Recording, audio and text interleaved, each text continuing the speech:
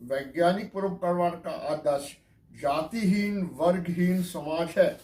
इस संबंध में कुछ आधुनिक भारतीय विचारकों ने यह विचार व्यक्त किया है कि जाति प्रथा के दोषों को दूर करके तथा उससे संबंधित ऊंच नीच की भावना को समाप्त कर जाति प्रथा को बनाए रखना चाहिए।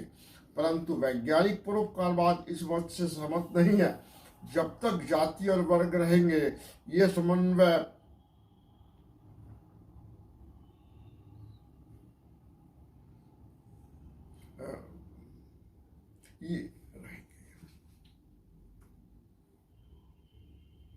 जब तक जाति और वर्ग रहेंगे, यह मानव मनोविज्ञान की एक स्वाभाविक प्रवृत्ति है कि उनसे ऊंचे नीच अपने पराई की भावना जुड़ी रहती है। द्वितीय, जाति प्रथा के बिना भी कुछ समाजों ने आश्चर्यजनक प्रगति की है। बुद्ध धर्म में जाति प्रथा के लिए कोई स्थान नहीं है और हमारे सामने जापान के आश्चर्यजनक प्रगति की है। यदि यूरोप के ईसाई समाज में थोड़ी बहुत जातिवाद है, परंतु भारत की अपेक्षा वहां इसकी बोलबाल तथा बंधन बहुत अधिक शिथिल है। जाति के बंधन के बिना भी कोई समाज नैतिक तथा आर्थिक क्षेत्र में बहुत आगे प्रगति कर सकता है। भारत में प्राचीन काल में भगवान बुद्ध ने जाति प्रथा का तीव्र विरोध किया था। वैज्ञानिक परोपकारवाद भगवान बुद्ध और कार्ल मार्क्स के जातिहीन वर्गहीन समाज के आदर्श को सामने रखकर चलेगा।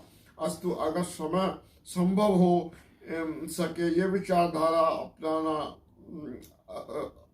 उपनाम लगाने की प्रथा को भी विचारधारा उपनाम सरनेम लगाने की प्रथा को भी हतोत्साहित करने का पक्षधर है।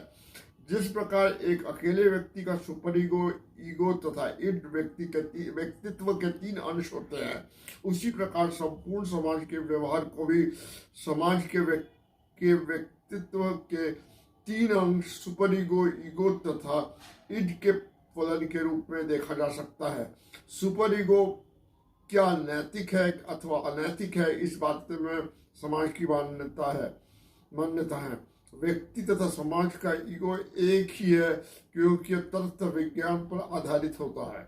समाज का ईड विभिन्न प्रकार के अवदमनों से समय समय पर मुक्त होकर रक्तपात की विभिन्न सामूहिक घटनाओं के रूप में सामने आती है।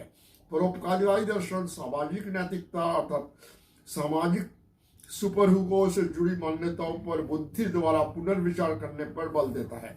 विश्व संस्कार, विश्व धर्म तथा विश्व संस्कृति समस्त मानवता मात्र की नैतिक मान्यताओं को एकत्रित कर उनका परिमार्जन करेगी। सिर्फ यही नहीं, समाज के सभी रीति रिवाजों का मूल्यांकन तथा परिमार्जन का कार्य भी करेगी, जिससे कि एकात्म मानवता तथा नैतिक मूल्यों के दृष्टि से एकात्मवादी तथा समस्त संस्कृतियों के सौंदर्यात्मक समन्वय से निर्मित परंपराओं से सजीव मानव जाति अस्तित्व में आए। ऊपर की परिभाषा में प्रयुक्त सौंदर्यात्मक शब्द अपरिभाषित है, इसलिए प्रश्न उठता है कि यहाँ पर सुंदरता से क्या अभिप्राय समझा जाए। लेखक यहाँ पर सौंदर्य शास्त्र के किसी नवीन सिद्धांत के निर्माण का कोई प्रयास नहीं करता। वह इस प्रश्न का कोई उत्तर नहीं देता कि सुंदरता की कसौटी आत्मगत है या वस्तुगत। हम जानते हैं कि सौंदर्य शास्त्र के किसी सैद्धांतिक ज्ञान के बिना भी प्रबुद्ध व्यक्ति साहित्य और विभिन्न कलाओं के उत्कृष्ट रचनाओं के बारे में अपनी राय जाहिर करते रहते हैं। अधिकांश श्रेष्ठ रचनाएं कला के मर्मज्ञों का ध्यान अपनी ओर आकृष्ट कर ही लेती है। वैज्ञानिक परोपकारवाद विश्व संस्कृति और विश्व धर्म के परिभाषा के संदर्भ में जिस सौंदर्यात्मक शब्द का प्रयोग करता है, उसका आशय मान्यता प्राप्त समीक्षकों की दृष्टि में जो कुछ सुंदर है उसी से